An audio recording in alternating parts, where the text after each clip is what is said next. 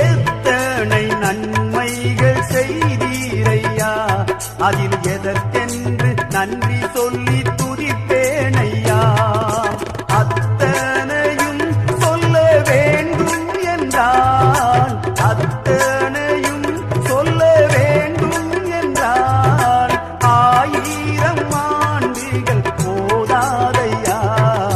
நீரின்றி வாழ்வேது இறைவா, உன் நினைவின்றி மகிழ்வேது தேவா.